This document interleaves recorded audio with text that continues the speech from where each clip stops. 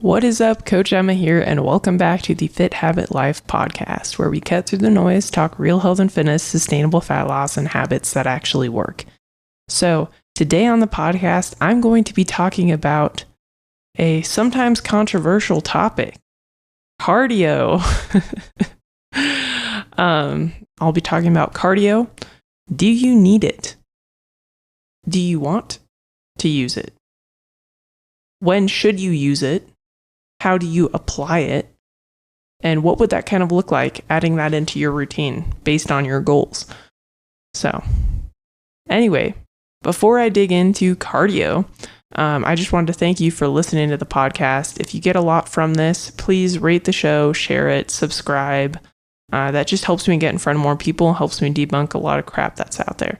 So anyway, thank you for listening. Now let's get to talking about cardio. So why is cardio even controversial? Cardio is really great for you. But overdone cardio can wreak havoc on your metabolism, stress, hormone profile, and recovery and sleep. So, and it's depending on how it's applied, it could be counterproductive to maintaining muscle tissue. And keeping, as I said, your metabolism healthy and strong. Also, too much cardio can actually wreak havoc on your gut health due to the stress. A lot of endurance athletes tend to have GI issues. GI is gastrointestinal issues, so basically digestive issues. Like IBS is pretty common. Even some runners experience having to go to the bathroom while they're running their races, like on the trail. And so, fun stuff.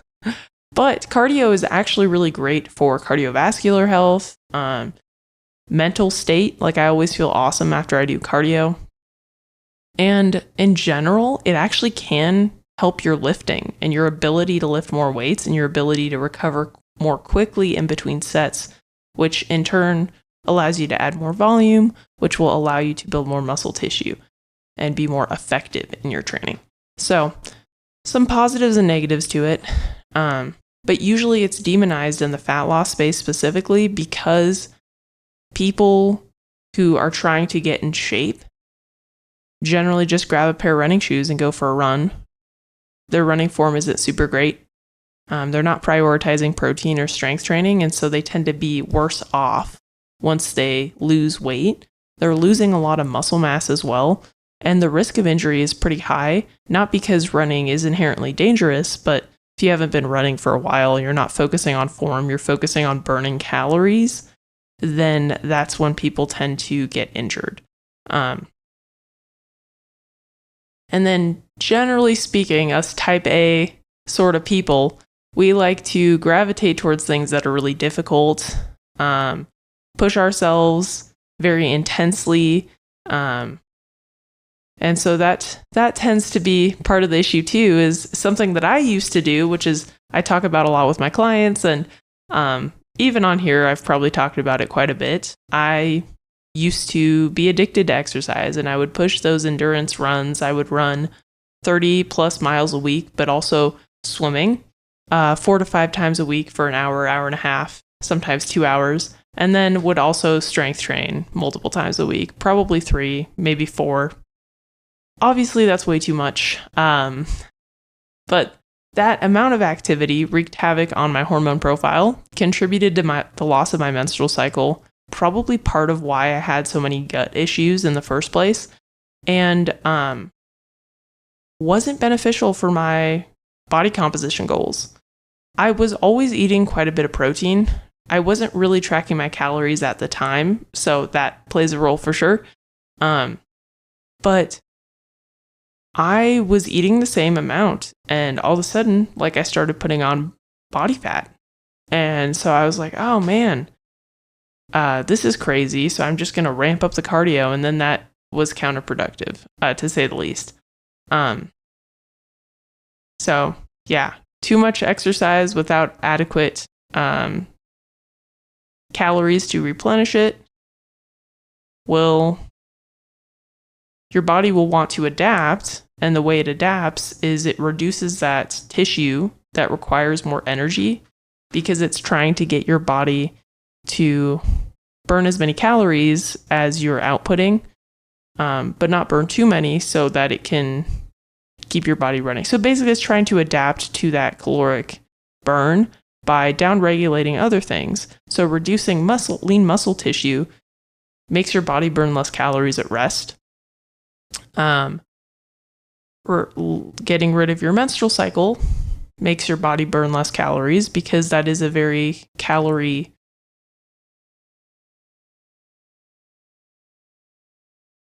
sometimes words are hard. The last episode I recorded was the same day, and my brain is trying to think of the dang word. It requires a lot of calories, is basically what I'm saying. Like, it requires a lot of energy for your body to have a menstrual cycle and to potentially grow a human. So your body doesn't want to grow a human if you're under fueling and over exercising, which is why a lot of endurance athletes tend to not have a healthy hormone profile. And for men specifically, most endurance athletes, depending on the amount of endurance that you're performing, their testosterone tends to decrease quite a bit as well. And I think I don't know if this is the case, but part of it is the amount of stress. The more cortisol you have, the lower your testosterone levels will be. But part of it, and then too much stress could contribute to poor sleep, which could contribute to lower levels of testosterone. But I think part of it too is your body doesn't want to build muscle. And when you have a lot of testosterone is an anabolic hormone. It signals your body to build muscle and maintain muscle. And so, don't know if this is true, but this is what I'm hypothesizing, is that the more cardio you do, the less muscle your body wants to have on its frame. So it wants to reduce your overall levels of testosterone in the body so that it doesn't build more muscle, because then it will put your body in a compromised state because it wants to adapt to this output that you're doing. So hopefully that makes sense as of why it's not necessarily, it can be counterproductive to most people's goals, because most people have body composition goals. Most people want to look good, want to feel good, want to perform well, want to be present, have good cognitive function, good heart health, and that's why, again, cardio is not bad. But if we're talking extremes, the type A people trying to lose body fat, people who haven't been active for a while trying to go on a run, tends to lead to more negatives than positives.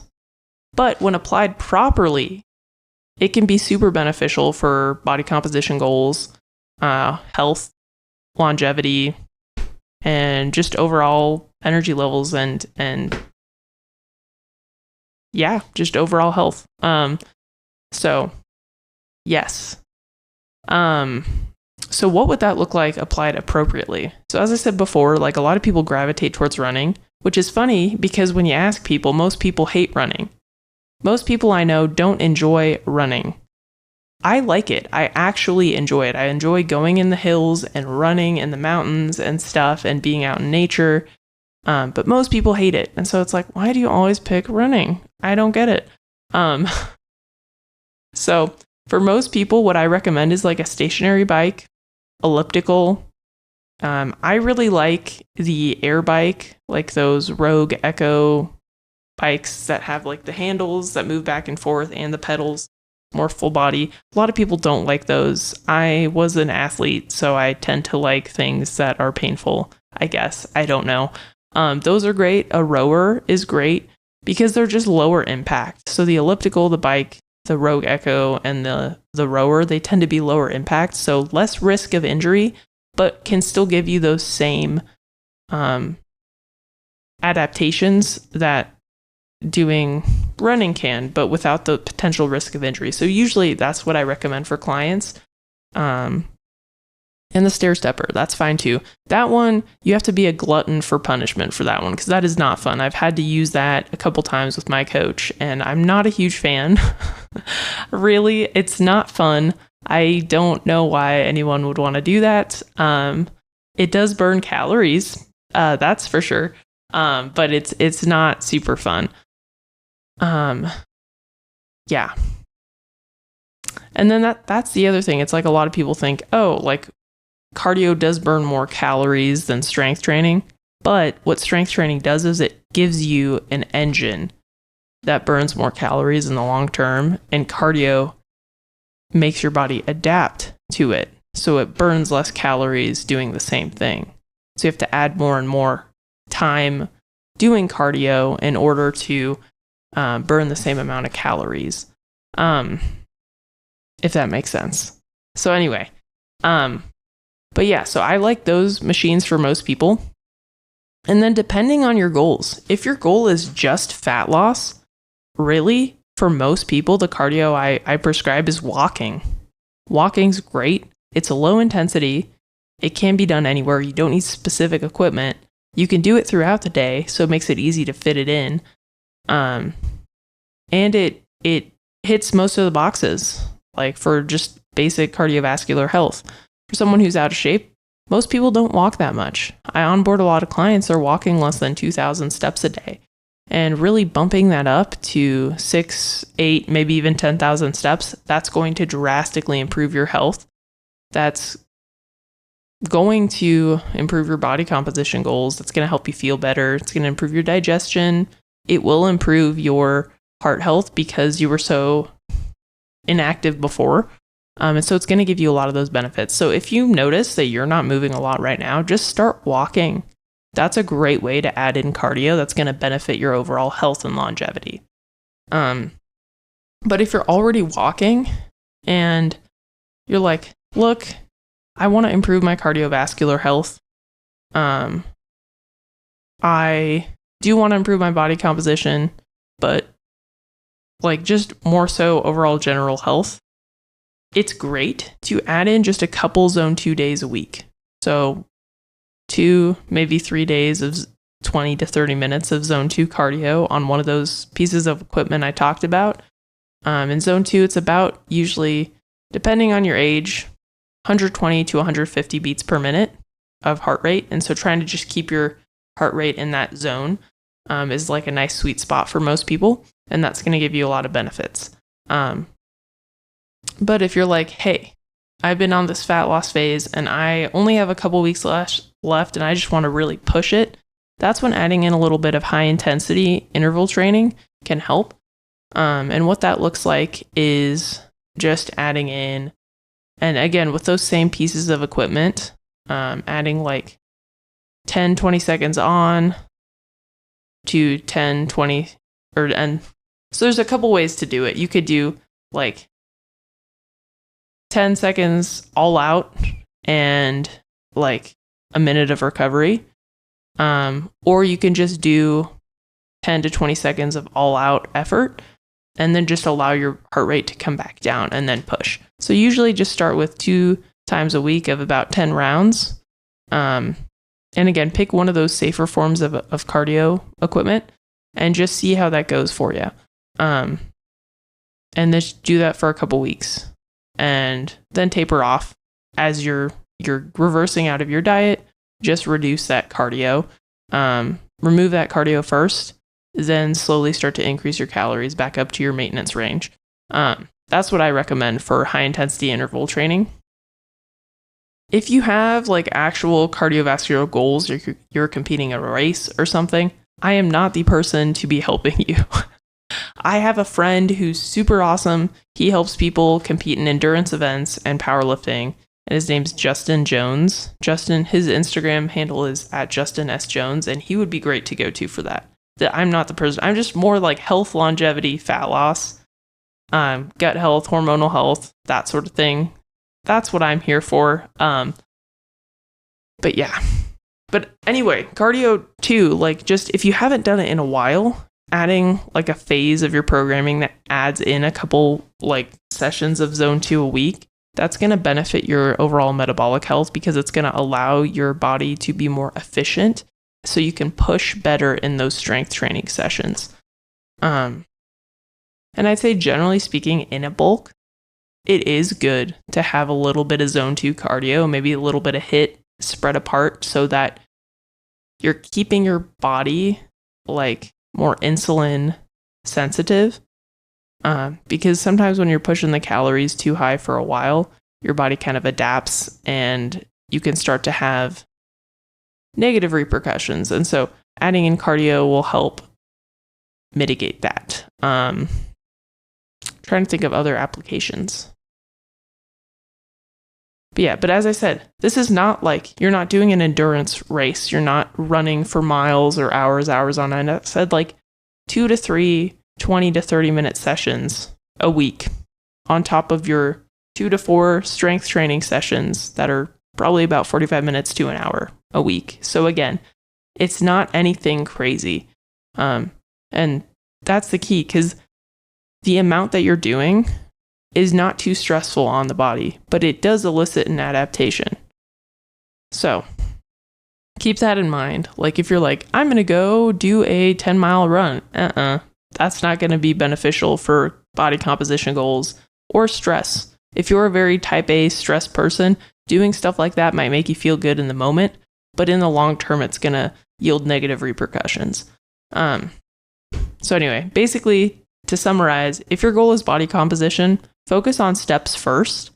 Then when you're in periods of maintenance, sprinkling in some zone 2 to just help your help your muscles be better, more capable of outputting more energy in your strength training sessions. That's a good time to implement it. And I'd say at maintenance, because you don't want to be in a deficit with like high levels of cardio, because that could be counterproductive. Your body might burn muscle tissue instead of body fat. It might remove and reduce your overall muscle in order to adapt to those periods of cardio. And too much stress, too much cardio, too much strength training, low calories, that could lead to a negative hormone profile and overall poor health, which that's not the goal here at Fit Habit Coaching, Fit Habit Life Podcast. We want you to be healthy while you're doing these things. And then, if your fat loss phase you have a couple weeks left, you want to push doing a couple HIIT sessions on those cardio equipment that are low intensity, that could be great. Honorable mention to swimming. Depending on where you live, it can be hard to find a pool, but swimming is awesome for cardiovascular health. It's full body workout. Chlorine's not great for you, so that's kind of the downside. But that's also low impact. I'm a big fan. I played water polo in college, and I was a big swimmer post-college for a while for fun. So, big fan. But anyway, so swimming, bike, air bike, elliptical, stair stepper, rower, those are all great low intensity or low impact form of cardio equipment that would be beneficial for these ways to implement it into your routine. Anyway, I need to start doing show notes, y'all. I'm sorry. I've not been great at that. I'm just trying to go off my brain. I got a lot of things going on, and because I have a lot of things going on right now, my thoughts are kind of wandering while I'm podcasting. And so I used to be able to just off the cuff go for it, but I think I need to start having more structure to these to provide you guys with more value. So anyway, if this was helpful, let me know. If you have questions about this and I didn't do a good job of answering them, again, hit me up on Instagram. I'll try to elaborate more on that. And then, if you could share the show if it was helpful, I'd appreciate it. It helps me get in front of more people. And any other topics you'd like me to talk about, gut health, hormones specifically, like maybe how to raise testosterone naturally, how to improve your fat loss results during menopause, anything like that you're like, hey, I want you to do an episode on this. Hit me up, let me know, because that helps me deliver better content. If you guys give me ideas, then it'll better help you guys, and I can plan it out a little bit better instead of just trying to come up with something that I talked about with a client this week. So anyway, do that too. If you have any topics you want me to talk about, just let me know. Anyway, on that note, again, thank you for listening. And I hope you have a great day. See ya.